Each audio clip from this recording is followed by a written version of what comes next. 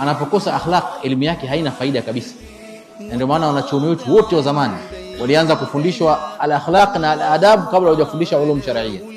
Kabla hajaanza kufundishwa masail, anafundishwa kwanza adab. Anaishi na shekhe anamfundisha zile taratibu za maisha. Masala ya kuwabebea viatu mashekhe hivi inapigwa vita sasa hivi, ndio adabu zenyewe hizo. Anaanza kufundishwa jinsi gani ya kumhudumia kiongozi wake, shekhe wake, anafundishwa adabu. Baada ya kufundishwa adabu ndio anaanza kufundishwa masail ilmia.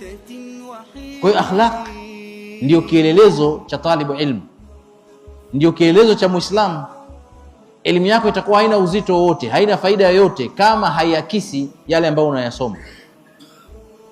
Na Mwenyezi Mungu Subhanahu wa Ta'ala sema, ya ayyuhalladhina amanu lima taquluna ma la taf'alun kabura maqtan 'inda Allahi an taqulu ma la taf'alun. Enyi mlioamini, kwa nini mnasema msioyafanya? Ni chukizo kubwa mbele ya Mwenyezi Mungu kusema usioyafanya. Nyinyi mnasoma ulum, zile ulum zinatakiwa ziwabadilishe nyinyi kwanza kabla mjabadilisha watu wengine. Elimu unayosoma inatakiwa ianze kukubadilisha wewe talibul ilm kwanza. Masaili yote unayosoma katika Qur'an, katika hadithi, katika labda sira ya Mtume sallallahu alaihi wasallam, yale mafundisho unatakiwa yaanze kukubadilisha, kukutransform, kukuhawil wewe katika tabia zako kabla hujaanza kubadilisha watu wengine. Lakini kama utakuwa wewe kazi yako ni kuhifadhi masail na kuhifadhi hadithi na kuhifadhi vitu vingine kama vile yani benki ya maalumati, lakini yale maalumati hayakusaidii kitu chochote, utakuwa una tofauti gani na ile aya inayozungumzia kama mathalul himari yahmilu asfara, mfano wa punda alobeba vitabu.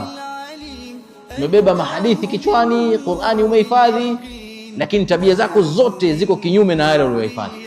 Haiwezekani ukafanikiwa, wala elimu yako haiwezi kuwa na athari kabisa. Kwa hiyo elimu tunayosoma itubadilishe sisi kwanza, ndio tutakuwa tuna uwezo wa kubadilisha watu wengine. Mwenyezi Mungu anasema, inna Allaha la yughayyiru ma biqaumin hata yughayyiru bi anfusihim. Uwezo kubadilisha watu mpaka ubadilishe mambo katika nafsi yako.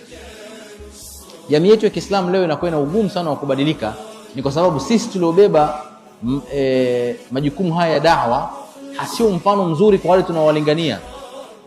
Maduati leo ni mfano usio mzuri kwa wale tunaowalingania, na ndio maana athari ya da'wa yetu inakuwa ni sio kubwa sana. Lakini wallahi tungekuwa yale tunayowalingania watu tunayatekeleza sisi hata kwa 75%, athari ingeonekana kwenye mshtama. Sasa nyinyi msirudie makosa haya.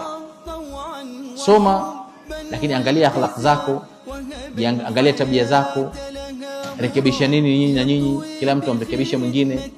Sawa, Muislamu ni kioo cha Muislamu mwenzake katika tabia zilizokuwa nazo.